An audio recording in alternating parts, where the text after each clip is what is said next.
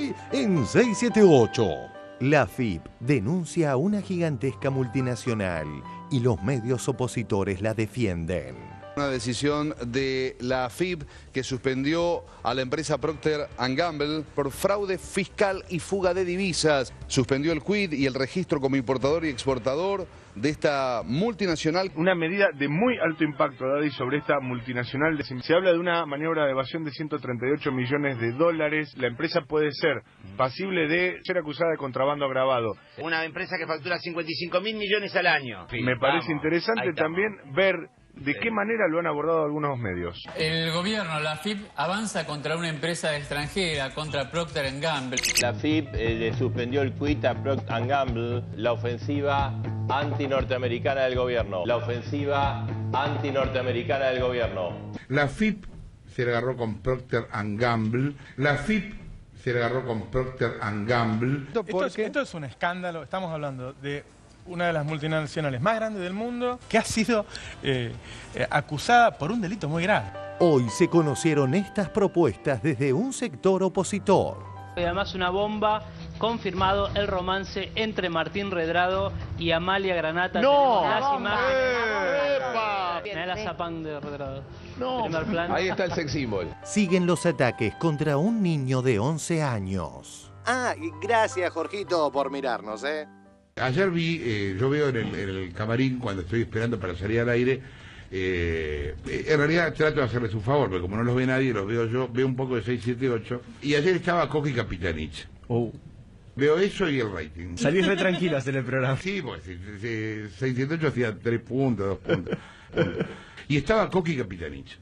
Y en un momento le pasan al chico este, pobrecito el chico, a Casey.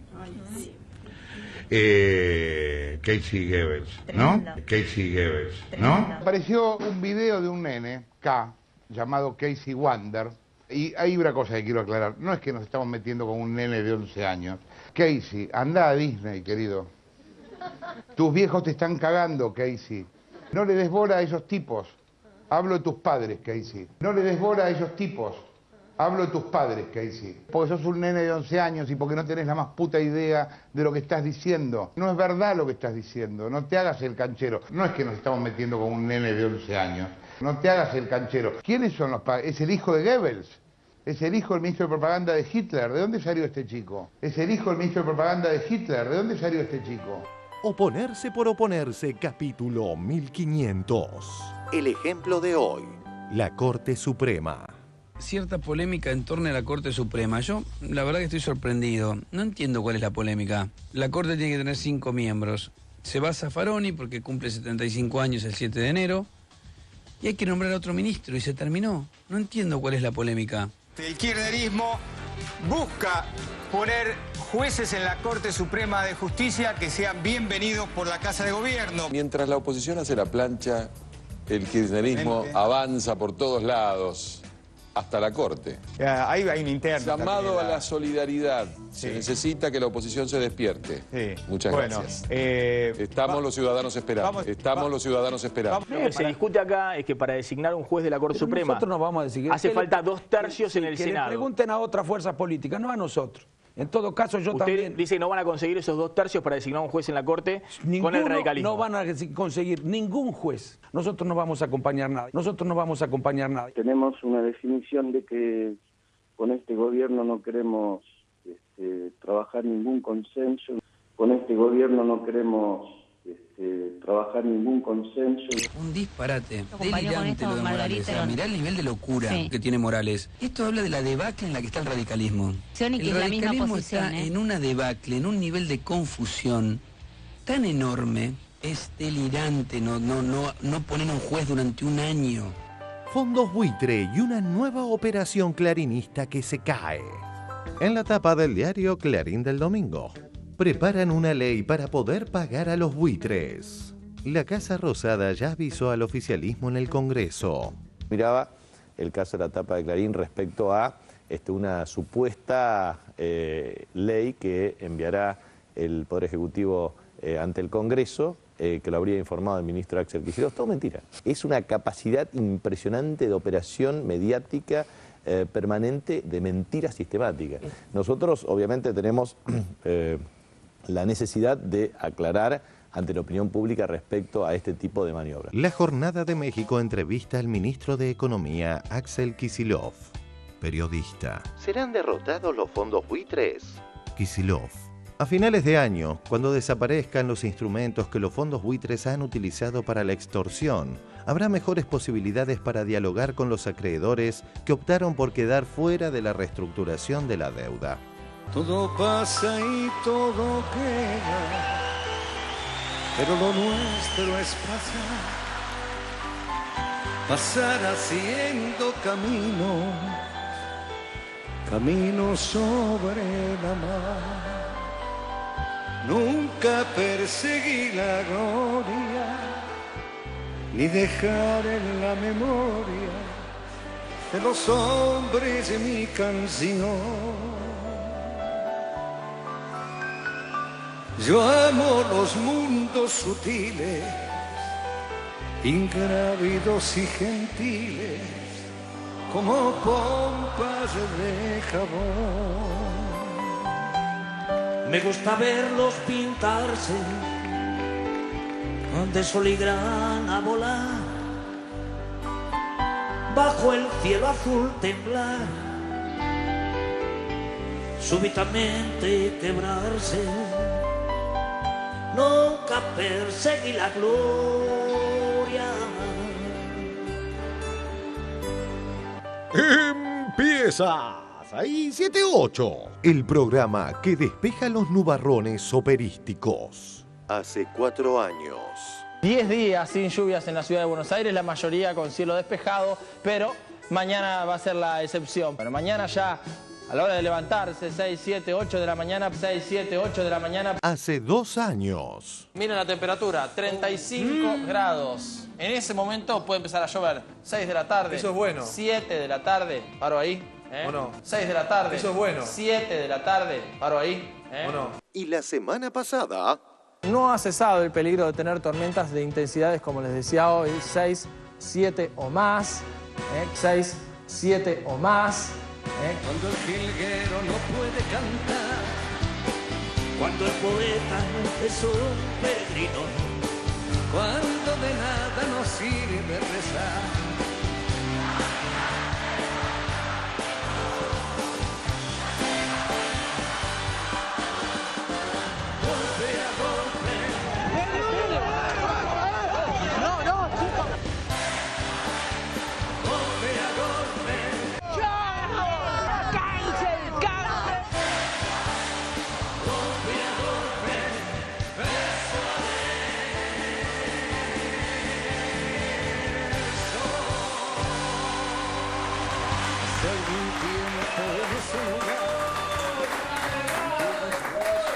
Muy buenas noches, bienvenidos aquí a 678, este programa de lunes, raro porque no hemos tenido fútbol por estas lluvias y por estas lluvias también han ocurrido muchísimas inundaciones y quienes hacemos el programa queremos mandarle un abrazo fuerte a todas las familias que están sufriendo en este momento, bueno, sin sus casas y todo esto que ha ocurrido. Un cariño grande para todos ustedes. Bienvenido señor Barone, bienvenida Moyano, bienvenida Russo, bienvenido Moca. Y bienvenida a nuestra invitada de hoy, que es Graciana Peñafort, es la directora jurídica del Ministerio de Defensa, es abogada, la hemos conocido por sus actividades en AFCA, en aquella presentación frente a la Corte Suprema, es coautora también de la Ley de Servicios de Comunicación Audiovisual y ahora se dedica a la radiofonía. También los jueves al mediodía en Radio Madres hace De Pechera Vale Doble, ¿es así? Efectivamente. Los jueves a las 12 la podemos escuchar ahí. Efectivamente, y la verdad que es un programa que disfruto enormemente hacer. Bueno, muy bien, por AM 530 Radio Madres, ahí la escuchan a Graciana. Bueno, gracias por estar acá, Graciana. No, por favor. Vamos entonces al primero de nuestros informes de hoy, otro ejemplo del oponerse por oponerse. En este caso, cuando falta un juez de la Corte, no quieren que venga uno nuevo a completar la Corte. Vamos a verlo. Oponerse por oponerse. Capítulo 1500. El ejemplo de hoy. La Corte Suprema. Los medios opositores pidieron y sus representantes parlamentarios accionaron. cierta polémica en torno a la Corte Suprema. Yo, la verdad que estoy sorprendido. No entiendo cuál es la polémica. La Corte tiene que tener 5 miembros. Se va Zaffaroni porque cumple 75 años el 7 de enero. Y hay que nombrar a otro ministro y se terminó. No entiendo cuál es la polémica. El kirchnerismo busca poner jueces en la Corte Suprema de Justicia que sean bienvenidos por la Casa de Gobierno. Mientras la oposición hace la plancha, el kirchnerismo avanza por todos lados, hasta la Corte. Hay un interno. Llamado a la solidaridad. Se necesita que la oposición se despierte. Muchas gracias. Estamos los ciudadanos esperando. Estamos los ciudadanos esperando. Vamos a ver lo que pasa. Un recurso de despertanding para la oposición en este y otros temas más. Están esperando igual. Que haga su rol de oposición como corresponde y a lo que está llamado constitucionalmente. Una nueva maniobra acá en la justicia. El gobierno ya tiene un plan para ampliar la Corte y meter jueces propios. Yo creo que el gobierno, a no ser que, digamos, que ponga mucha plata y apriete a algún legislador y demás, está lejos de tener los 2 tercios. A no ser que, digamos, que ponga mucha plata y apriete a algún legislador y demás, está lejos de tener los 2 tercios. ¿Qué debe hacer la política, esperar al próximo gobierno para cubrir esas vacantes? Hoy nada. Hoy absolutamente nada. En un final de gobierno, que el cual no le corresponde cubrir un cargo que tiene que ser visto por los próximos 20 años. A lo largo del fin de semana, distintos miembros de la oposición manifestaron que no tienen voluntad de dar lugar a un debate para nombrar a un nuevo juez en la Corte Suprema de Justicia de la Nación. Lo que se discute acá es que para designar un juez de la Corte Suprema nosotros no vamos a decidir. hace falta 2 tercios en el Senado. Que le pregunten a otras fuerzas políticas, no a nosotros. En todo caso, yo también... Usted dice que no van a conseguir esos 2 tercios para designar un juez en la Corte con el radicalismo. No van a conseguir ningún juez. Nosotros no vamos a acompañar nada. Nosotros somos un partido que hace del diálogo un elemento fundamental. Hay una relación estrecha entre consenso y eficacia. Hay que buscar consensos y hay que dialogar, porque no hay consenso sin diálogo. Nosotros no vamos a acompañar nada. Hablamos ya con la renuncia de Raúl Zaffaroni en mano. ¿Qué van a hacer? No creemos que sea la oportunidad para buscar consensos. Creemos que los consensos para integrar los miembros que faltan para integrar la Corte se tienen que dar con el nuevo gobierno. A ver, Morales, digo, para no confundir, es imposible el nombramiento de un nuevo ministro de la Corte si no hay una mayoría en la cual acompañe la oposición. Sí. No lo puede imponer el gobierno independientemente de que lo pueda proponer. Sí, pero tenemos una definición de que con este gobierno no queremos trabajar ningún consenso. Con este gobierno no queremos trabajar ningún consenso. Lo que necesita el país en términos de recuperar el diálogo, terminar con la intolerancia. Me parece que tiene que imperar el diálogo, la cordura, también de la oposición. Con este gobierno no queremos trabajar ningún consenso. Un disparate delirante lo de Morales. O sea, mirá el nivel de locura que tiene Morales. Esto habla de la debacle en la que está el radicalismo. El radicalismo está en una debacle, en un nivel de confusión tan enorme. Es delirante no poner un juez durante un año. Si es consenso, si tiene que ser un jurista que aprueben ellos. ¿Cómo que es esto que no doy autorización a que haya un miembro de la Corte? Porque entienden que además con la reforma del Código Procesal Penal el poder que va a tener Gil Carbó va a ser muy grande, atropellando con todo. Gil Carbó con la Corte Suprema. Pero fíjate el nivel de estupidez que tiene esa propuesta. Me da pena el radicalismo. Está en manos de estos muchachos.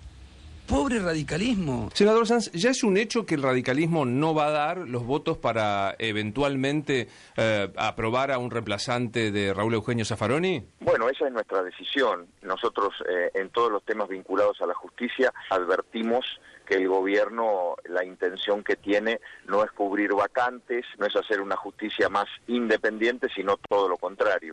Lo que quiere en este final de ciclo el gobierno es garantizar impunidad cubriendo las vacantes con gente de su palo. Supóngase que la propuesta es Ricardo Gil Lavedra, ¿ni aún así? No, ni aún así. Supóngase que la propuesta es Ricardo Gil Lavedra, ¿ni aún así? No, ni aún así. ¿Por qué dejar la Corte con 4 miembros? Creemos que este es un tema de discusión para el próximo gobierno, para la próxima etapa. ¿No le parece que afecta la calidad institucional? Porque estamos dejando con un miembro menos a nada menos que la Corte Suprema de Justicia durante un año. Pregúntele a Lorenzetti, Reinaldo. Lorenzetti ha dicho que pueden trabajar sin ningún problema. La leíamos este fin de semana a Elena Hayton de Nolasco, que es vicepresidenta de la Corte Suprema, y ella decía que le parecía necesario completar la Corte. En el diario Página 12, entrevista a Elena Hayton de Nolasco, ministra de la Corte Suprema de Justicia. Lo ideal es que la Corte esté completa. Este gobierno debería nombrar al reemplazante o el próximo como pide la oposición.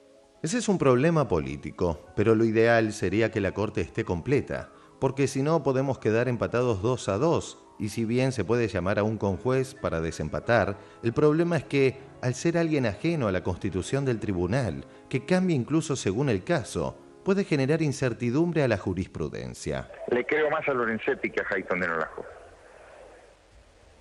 ¿Por qué? Porque le creo más a Lorenzetti que a Hayton de Nolasco, simplemente. Porque le creo más a Lorenzetti que a Hayton de Nolasco, simplemente. Los mismos que pregonan calidad institucional y atacan sistemáticamente al gobierno son los que demuestran una estrategia para alterar la calidad institucional. La Corte Suprema de Justicia debe funcionar con 5 miembros.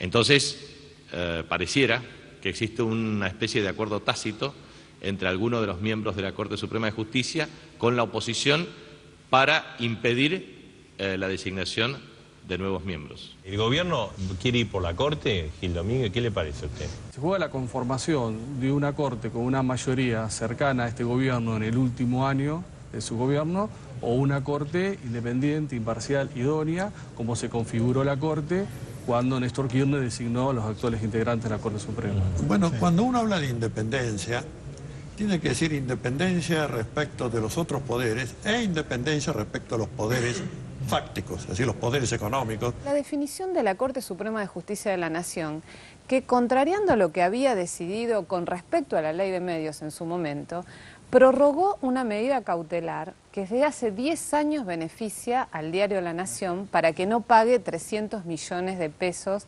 de impuestos que adeuda. ¿Y cómo prorroga esa medida cautelar? Dice que la jueza tiene que definir esta situación, mientras le da prioridad a este amparo que de hecho, digamos, habilita al no pago.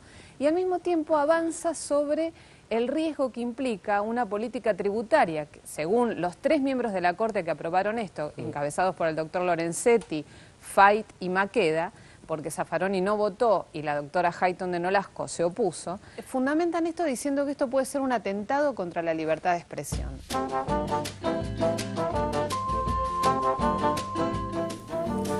Bien, aquí estamos con Graciana Peñafort, por suerte, porque nos va a ayudar a comprender cómo es que vos tenés una Corte que tiene 5 miembros, uno se va, quedan 4, a vos te queda un cuarto de mandato, y volver a completar eso, que así se supone que así es como funciona, con 5. De hecho, hay una ley sancionada por el Congreso. Es como un auto que necesita 4 ruedas. Efectivamente. Se sale una, le ponemos la otra. Bueno, y eso es una maniobra acá, por ejemplo, para el periodista que acosa a niños. Aparte hay una enorme contradicción, porque hace un par de meses se designaron la lista de conjueces, es decir, los jueces subrogantes, que irían en caso de vacancia en los distintos estamentos del Poder Judicial, tanto para la Corte, para las cámaras de apelaciones, y en ese momento los conjueces, también la oposición y algunos medios decían que era una estrategia acá para ocupar las vacantes que estaban sin cubrir. Ahora que se propone cubrir la vacante de la manera institucional, no con suplentes traídos especialmente para desempatar, que como bien dice Hayton de Nolasco, es una situación que va a generar incertidumbre en la jurisprudencia.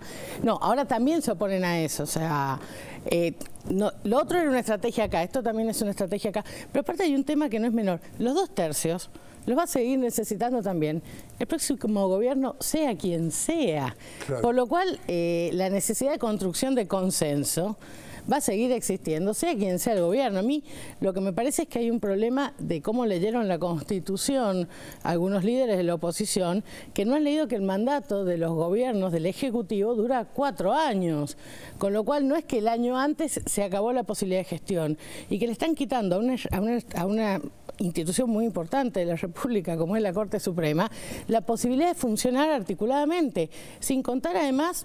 Y yo en esto voy a hacer, yo de la nota que es de la entrevista de Hayton de Nolasco, me parece sumamente importante señalar otra cosa que dijo Hayton ahí.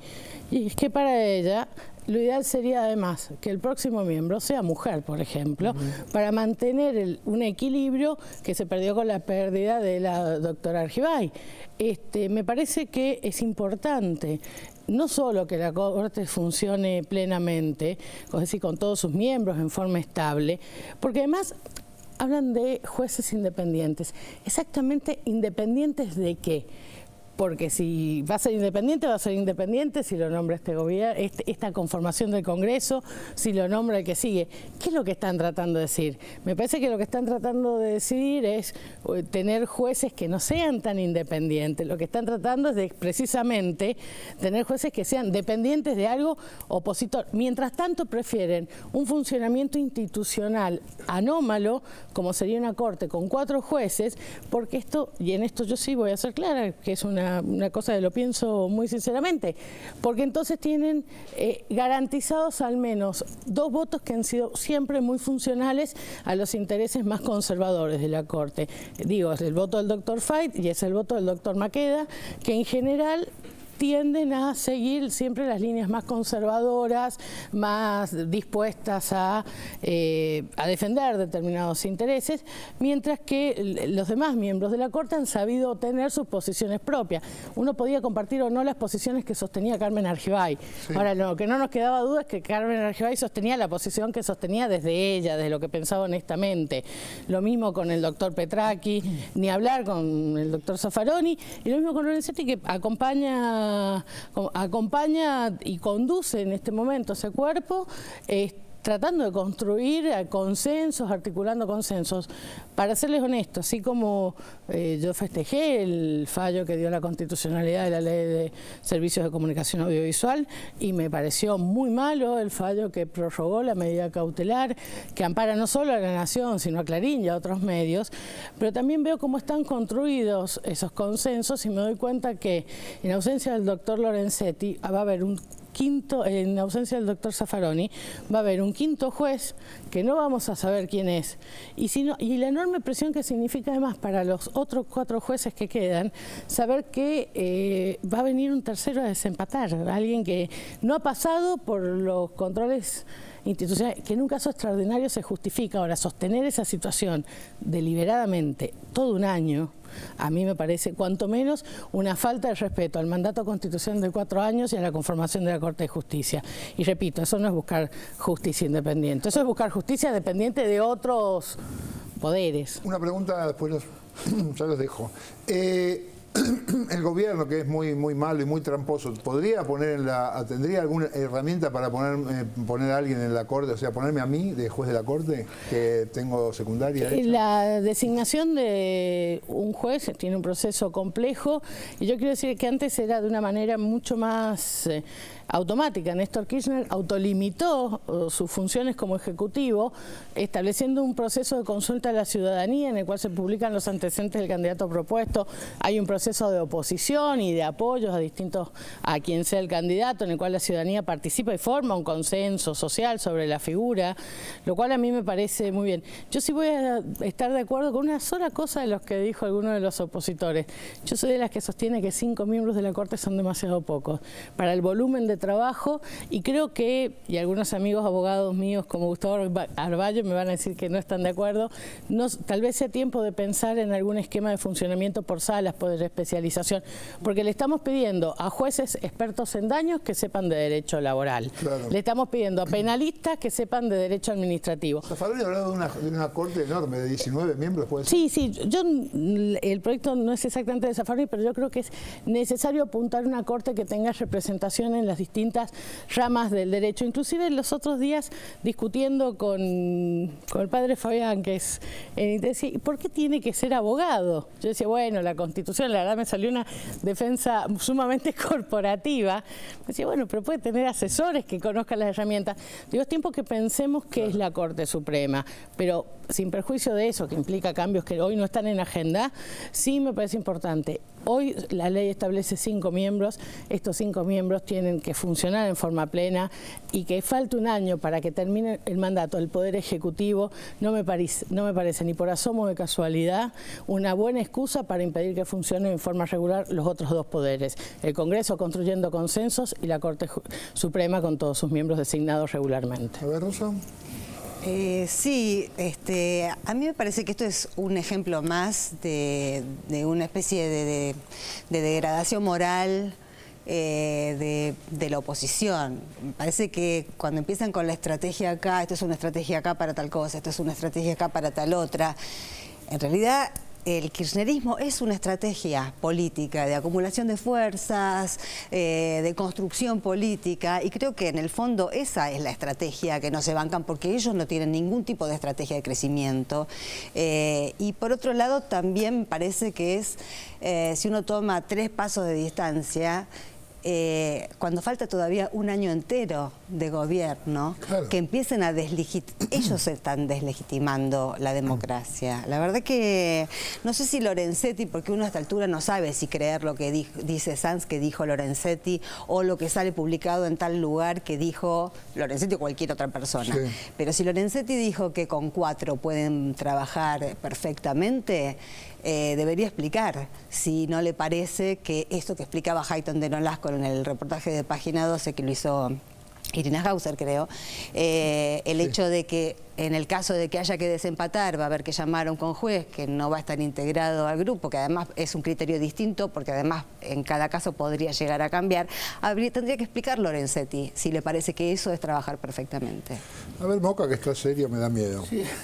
No, hay muchas cosas acá, ¿no? Pero la expresión, por ejemplo, de Morales, de que ni aunque fuera Gil Lavedra, es una clave de la cuestión, porque entonces si siendo Gil Lavedra no están de acuerdo, la otra opinión, por llamar de alguna manera, la que dice que el kirchnerismo quiere formar una mayoría automática, difícilmente el kirchnerismo quisiera formar esa mayoría automática con Gil Lavedra. Ahora, si aún así no quieren, entonces da la impresión de que no hay argumentación jurídica ni constitucional, ni legal, ni de ningún tipo, y que todo se cierra con la cuestión de que este año es una especie de guerra total, de creación de condiciones de tensiones institucionales. Este es un gesto de tensión institucional, un acto de deslealtad democrática. Es Morales dice, una clásica, este gobierno no queremos por eso es una clásica oposición de cierta teoría política, que es la que estudia Gil Lavedra, la que estudia la que promueve el radicalismo, habla de oposiciones leales y desleales.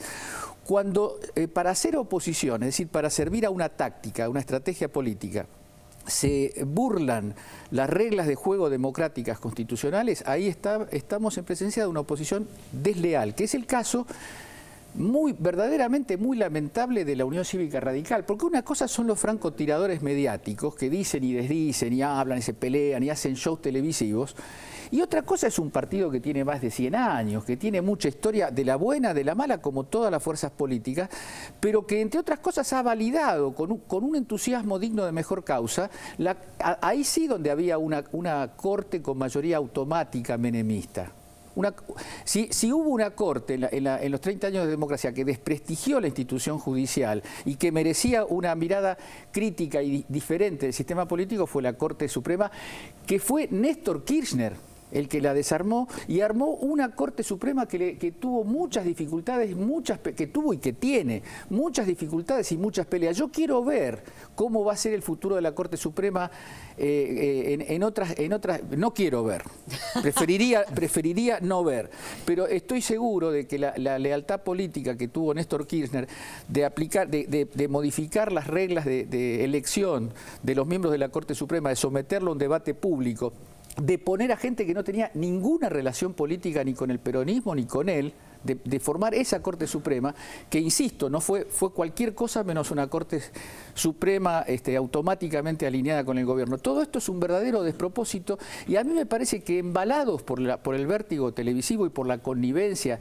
y por la ayuda que le prestan los medios de comunicación, que en realidad se están ayudando a sí mismos y hundiéndolos, si no fuera por eso tendríamos que estar hablando de un escándalo institucional. Esto es verdaderamente la posición de la Unión Cívica Radical, de la cúpula de la Unión Cívica Radical, da vergüenza. Graciana, ¿me querías decir? Sí, además, aportando a lo que dice el compañero, me parece que es un preanuncio de cómo planean trabajar en términos políticos a partir de ahora. Es decir, ya no es ser una oposición, como nos dicen en los spots publicitarios, que van a construir consenso, diálogo, lo que quiere la gente, la avenida del medio, etcétera, etcétera, zaraza, sino que lo que quieren es claramente impedir el funcionamiento del gobierno, porque como bien dicen en algunos sincericidios, así como te dicen que van a mantener la asignación universal y después dicen que eso se va por la canaleta del juego y de la droga, también te dicen que van a construir diálogo y consenso y después cuando los empujas un poquito te dicen no, la verdad es que no queremos diálogo y consenso y esperamos que la economía no mejore para que poder tener mejores números electorales. Digo, hay maneras de construcción de poder que la verdad deberían avergonzar a quienes las practican. Eso sí, después de haber visto en el tape, no quisiera negociar con Alfonsín hijo, qué mal humor, por favor. Es bravo. Vamos al próximo informe que tiene que ver con la oposición, que se pone nerviosa porque lee algunas encuestas que no le gustan. A ver. Novedades de la OPO. Ante las diversas encuestas opositoras que reflejan un piso del 40% para el kirchnerismo, día a día se suman internas en la oposición. Eduardo Fidanza, director de Poliarquía, lo que me parece que no hay duda es que el gobierno mantiene una centralidad que rompe con esta idea del pato rengo, ¿no? La denominación pato rengo viene de la pérdida eventual de protagonismo cuando un presidente no puede ser reelegido. En este caso, yo diría que tenemos un pato rengo que goza de buena salud. Encontramos un gobierno que concluye en un año, pero que sigue manejando la gente y teniendo un fuerte protagonismo. Más allá de cuáles sean nuestras fórmulas, vamos a ganar sin balotaje. El 40% de imagen positiva de Cristina Kirchner. ¿Por qué Cristina tiene 40%? Esto le iba a preguntar. Y bueno, Cristina tiene 40%, porque ante todo es el fenómeno de liderazgo político más fuerte de la Argentina. Tiene un desempeño y un liderazgo político muy marcado y el kirchnerismo ha manejado la agenda política de este país desde hace 12 años. Notable. Y de alguna manera la oposición y también los periodistas, analistas, somos comentaristas del kirchnerismo. El riesgo es que la oposición lo sea, porque no es nuestro trabajo. Sí, por cierto, pero quiero decir, también podríamos ser comentaristas de algunos logros de la oposición. Lo que pasa que... Es que no hay. La oposición está... Hace un año que están en la Luna de Valencia. La oposición está... Hace un año que están en la Luna de Valencia. Declaraciones de Martín Lustó al diario La Nación del día de ayer. Nos falta claridad en UNEN. Hasta ahora no tenemos propuestas. ¿Cuál es su balance de los primeros meses del Frente UNEN? Me parece que por ahora no cumplió con el rol que para mí debería tener. No estamos diciendo qué es lo que representamos. Hasta ahora no tenemos propuestas. Salió un reportaje Martín Lustó que dijo que hasta ahora UNEN no tiene propuestas. ¿Vos coincidís? No, yo creo que Martín se equivoca. Sí, tenemos propuestas, sí estamos trabajando en más propuestas. Hay propuestas. Lo habrás escuchado a Tumini, que dijo que Carrió debería irse de UNEN. Facebook de Humberto Tumini. Carrió debería abandonar UNEN. Desde que constituimos UNEN, Elisa Carrió ha logrado en que prácticamente el único tema de discusión respecto de nuestra alianza sea si tenemos o no que hacer una alianza con el PRO. En los últimos tiempos, incluso refiriéndose de mala manera a quienes no acordamos con ese planteo. Hay imbecilidad de algunos en UNEN. ¿Cuál es la alternativa para el 2015? Y la alternativa se está construyendo con enormes dificultades por imbecilidad. La alternativa se está construyendo con enormes dificultades por imbecilidad. Sin tener demasiado en cuenta, más allá del necesario respeto, que esos algunos somos la absoluta mayoría del frente. Carrió ha sometido a UNEN a un desgaste permanente. Por todo ello, francamente, es nuestra opinión de que llegado a este punto no hay demasiadas razones para que la diputada de la coalición cívica Ari permanezca como integrante del frente. No sé cuál es tu visión sobre eso. Yo creo que todos aquellos hombres y mujeres que respeten el espíritu del acuerdo, de armar una fuerza progresista, todos esos hombres y mujeres suman. Y los que no suman, bueno, tendrán que buscar otro horizonte. ¿Y Carrió suma? A mí me parece que si ella no respeta este acuerdo, tiene que buscar otro horizonte. Toda la oposición junta, no junta un balde de bosta. No sirven para una mierda. No me parece grave que en algunos distritos se decidan hacer alianzas. Creo que todos aquellos que tienen vocación de poder tienen derecho a buscar que la mayor cantidad de gente y de fuerzas los voten. Si Gerardo Morales de la UCR pacta con Massa, ¿a vos no te parece mal? No me parece mal, siempre y cuando se respete la voluntad de todas las fuerzas políticas que integran territorialmente el Frente Amplio UNED. Tiene que haber una fuerza de centro-izquierda, que es la nuestra, tiene que haber una fuerza de centro-derecha, pues bien, que Macri y Massa lo lideren. Flaco favor le haríamos a la sociedad juntándonos con aquellos sectores que plantean de fondo el mismo proyecto político. Digo, nosotros estamos en las antípodas del proyecto que plantea Massa. Si Gerardo Morales de la UCR pacta con Massa, ¿a vos no te parece mal? No me parece mal. Nosotros estamos en las antípodas del proyecto que plantea Massa. Desde el masismo, hoy surgió la siguiente propuesta. Confirmado el romance entre Martín Redrado y Amalia Granata. ¡No! Tenemos las imágenes. ¡Epa! ¡Ay! Me quiero morir. Mirá, ahí está. Lo que estoy viendo. Mirá la zapán de Redrado. No. Primer plano. Ahí está el sex symbol. La alta exposición pública de Redrado le había valido al economista un tirón de orejas por parte de Castro. Tuve muchos colegas que me dijeron, le vas a preguntar sobre la vida privada al doctor Redrado, de Luli Salazar. Y no le voy a preguntar. Pero le quiero decir esto. Dígame. Porque usted es un hombre valioso. La vida privada de un hombre público hace. Y cuando veo que usted con este antecedente se ve envuelto en estas cosas, digo, no le hace bien. ¿Y sabe qué no le hace bien? A su proyecto político, del cual seguramente tiene necesidad mucha gente. ¿Y sabe qué no le hace bien? A su proyecto político, del cual seguramente tiene necesidad mucha gente. En la propia Radio Mitre, el candidato es un candidato que no puede explicar el dinero de su campaña que viene del narco. ¿Qué querés que haga yo? Vamos a preguntarle al Grupo Clarín por qué apoya a Massa. Su proyecto político, del cual seguramente tiene necesidad mucha gente. No le hace bien. Pregunta final. ¿Cómo se sentirá el doctor luego de que Redrado lo haya desobedecido? No le hace bien. Bueno, me quedo preguntándome cuánta gente será la que necesita el proyecto político de Redrado. ¿Serán 100, 50, 30? Y veamos la lista de evasores de la FIP que está publicada y nos vamos a enterar. Eso te daría una buena idea de cuánta gente necesita el proyecto político de Redrado.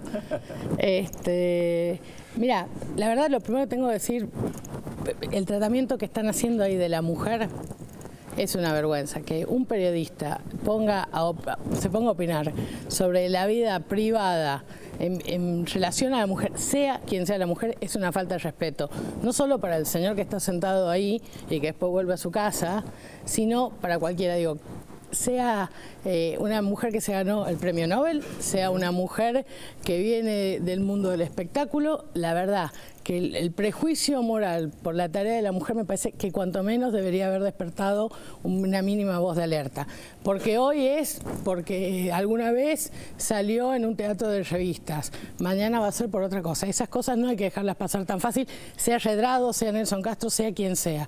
Inclusive nosotros cuando hacemos eco de eso. Lo segundo, que es tenemos propuestas, bueno, ¿cuáles? ¿Cuáles son las propuestas? Espere. Ya viene. Sí, yo me acuerdo de un candidato que decía tengo un plan y le faltaba decir si me votaste lo cuento. Es más, me acuerdo que terminó reemplazando su frase de campaña por el eslogan de su imitador. Hay una vieja anécdota de que Charles Chaplin se presentó a un concurso de imitadores de Charles Chaplin y salió segundo. Bueno, un poco con ese candidato pasaba lo mismo y tal vez con la política pasa lo mismo. Se presentan en elecciones políticas, pero sale segunda la política y empiezan a primerear otras cosas. Y por último es realmente lamentable el papel de gente arriba de un púlpito diciéndole a la oposición lo que tiene que hacer, lo que tiene que opinar, a quién tiene que amar, a quién tiene que votar. Lo de Carrió a esta altura es un consumo irónico. Así que paso. ¿Quién tiene alguna cosa por aquí? No, yo quería relacionar los dos informes. En primer lugar, que me parece que respecto de lo que decía Donda de los acuerdos territoriales y que no importa a nivel nacional y demás, me parece que ahí hay un problema concreto, que es verdad que puede no haber una adhesión absoluta, una coherencia absoluta en un proyecto político, sino acuerdos, pero acuerdos que luego se cumplan a lo largo del tiempo.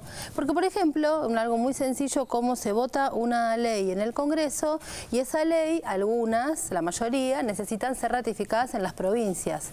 Si la legislatura es absolutamente lo opuesto por ese acuerdo territorial de lo que esa misma fuerza llevó a nivel nacional, luego esa ley que puede haber sido propuesta por esa fuerza a nivel nacional, en la provincia va a haber un problema. Entonces, o coherencia mínima o una adhesión electoral que uno vea que se mantiene en el tiempo, porque efectivamente dentro del kirchnerismo vos tenés un abanico enorme de posturas ideológicas en algunas cosas. Sin embargo, lo que hay es un acuerdo político que se cumple y se va hacia un lugar y todas esas personas que forman parte de ese proyecto político van hacia ese lugar. Entonces, eso lo tenés que poder garantizar. Si en cualquier territorio es cualquier cosa y a nivel nacional es otra, es un problema.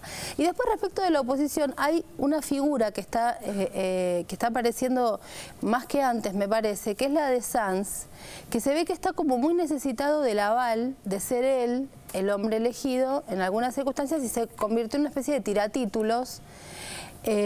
Dijo lo de la asignación que se va por la canaleta del juego y la droga, dijo luego en el programa de TN que él iba a derogar absolutamente todo en una especie como de competencia con los propios conductores, a ver quién era más opositor todavía, y lanza ahora esto de le creo más a Lorenzetti que a Hayton de Nolasco, cosa que no me parece casual, porque esta entrevista es de ahora, o sea, es posterior al fallo justamente de la cautelar, donde Hayton votó en disidencia con unos argumentos, la verdad, interesantes para verlos en detalle.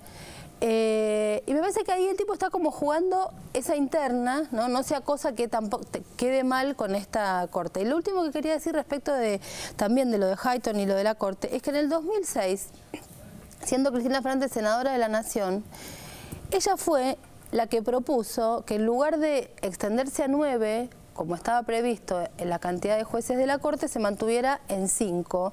Es decir, el propio kirchnerismo renunció a la posibilidad de agregar 4 miembros más que podrían, en ese caso, haber sido cercanos, algo así. O sea, el kirchnerismo ya renunció a hacer eso. Ya mostró que no tenía interés de hacer una corte adicta. Entonces, que ahora le endilguen algo así es absurdo porque ya lo hizo e hizo lo contrario de lo que dicen que supuestamente haría. Claro, pero nos quedó la posición adicta porque no sé qué toman. Señor Mosca, dígame. Corte loco. No, a mí, yo haría una sugerencia periodística a las personas que conducen los programas a los que suelen ir los candidatos de la UNEN. Que les pregunten a los candidatos o a los miembros de la UNEN qué quieren decir cuando dicen centro-izquierda. Porque a mí hay veces que uno entiende ciertas cosas, ciertas flexibilidades del lenguaje. Pero, por ejemplo, el asombro porque hay negociaciones para que Macri compita en las PASO con radicales, socialistas o con quien corresponda. ¿Por qué tanto asombro por Macri y no hay tanto asombro por todos los otros, por Aguad, por Elisa Carrió? ¿No será que se está tratando de forzar una ruptura o no será que se está tratando de defender una identidad y una pertenencia que ya de la que ostensiblemente se fueron? Me refiero especialmente a la gente de Libres del Sur, gente que supo compartir espacios políticos populares que actuó en este gobierno, incluso. Ahora se han convertido en jueces, especialmente Tumini, que dicen qué cosas se pueden hacer o no dentro de Faunen y están tapando que ellos forman parte de un dispositivo de oposición sistemática, insisto, y oposición desleal de derecha. No hay otra forma de llamar a una fuerza que toma las posiciones que toma en cuanto tema se haya discutido, sea el conflicto con los fondos buitres, sea el problema del Banco Central, cualquiera de los capítulos de los políticos. Respecto de Latinoamérica. Exactamente. Claro. Que votan a Capriles, que votan a Ezio, en fin. Hay cierto cambalache de palabras y no estaría mal que alguien les pregunte ¿qué quiere decir para usted la centroizquierda? ¿No? Sí, yo quería decir solamente esto, que respecto al fin de ciclo, ¿no? Las palabras y el Pato Rengo. Primero, iba a hacerlo con una sonrisa, todos estamos preocupados por el malestar de la presidenta, lo cual no nos impide estar contentos por cosas que muestra el informe. El informe está mostrando una contraposición, y esto tiene que ver con el lenguaje, al fin de ciclo de la oposición. El Pato Rengo es la oposición. no es el gobierno, no es el oficialismo. El Pato Rengo, la oposición se está retirando o se retiró de la política. Los periodistas se retiraron de la honra, se retiraron de la información normal. Es decir, todo eso que está planteado ahí en el informe, que es interesante además, cómo están traicionando a los ciudadanos. Quienes se retiran de la política, quienes no quieren votar, no solo un juez, sino nada de lo que se establezca ahí, quienes mienten, perdón, el diálogo no se puede producir entre una persona de bien y Goebbels. No se puede producir el diálogo entre una persona común, para no decir de bien, que me parece antiguo, una persona ordinaria, común, estándar, y Hitler. Si ellos consideran que el oficialismo es Goebbels, es Hitler, es el nazismo, claro, ¿cómo pretenden dialogar? No pueden dialogar, es una contradicción eso, por eso no pueden dialogar, porque quieren inventar un monstruo que no existe.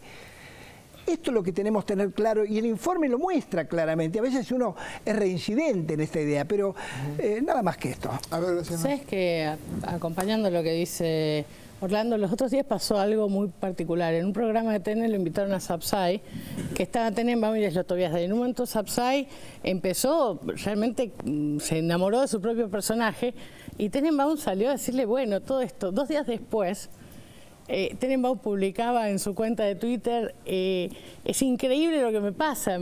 Cuando dije que el kirchnerismo no era lo mismo que el nazismo, han salido a matarme los anti-K.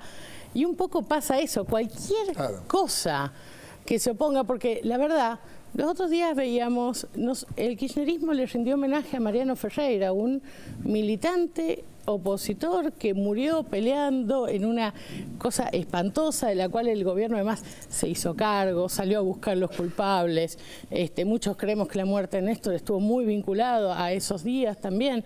Y por otro lado, lo que pasaba acá, donde simplemente cualquier cuestión que trate de llamarlos a la racionalidad de alguien que claramente no es kirchnerista, es denostado. Yo creo que están cegados de odio sinceramente y además de odio de mucha frustración, porque lo que se esconde detrás de esta novela mexicana de odios, amores, peleas y alianzas es que no han sido capaces de construir una oposición representativa de algo. Es más, yo voy a decir algo sobre quien hacía la encuesta que citaban. Esta encuesta salió publicada, si no me equivoco, hace 2 fines de semana en La Nación y daba un número muy extraño, porque medían la imagen de Cristina y daba el 40% positiva, el 41 o 42 negativa y el 24 regular y un número... Y cuando uno sumaba todo daba el 106%. Te iba a decir, pensé que la estabas haciendo mal los cálculos. Claro, no, es una cosa, son estas raras encuestas nuevas que dan, o sea, él no sabe, no contesta, dan el 106%, digo, yo decía, claro, les debe haber dado una encuesta que era impublicable, arreglaron los números como pudieron, igual, creo que después lo que pasó entre Dilma y eso también. Me parece que estas encuestas las tenemos que tomar más como parte del dispositivo publicitario que como parte del dispositivo de análisis. Digo, nunca analizaríamos que un detergente es bueno o malo por lo que nos muestra la publicidad, sino porque lavamos los platos. Me parece que las encuestas son más parte de la publicidad que de la realidad. Totalmente. ¿Russo? Sí, a mí en el tape recién me llamaba la atención, hasta nosotros mismos naturalizamos el hecho de que ellos hablen de si tienen o no tienen propuestas, cuando en realidad la misma palabra ya te dice de qué índole de política están hablando. En el kirchnerismo jamás se hablaría de propuestas, se está hablando de un proyecto y de un modelo de país. Y me parece que hay que volver a la discusión y estar siempre atentos a que la discusión tiene que volver a ver qué modelo de país plantean, no qué ideita se les ocurre.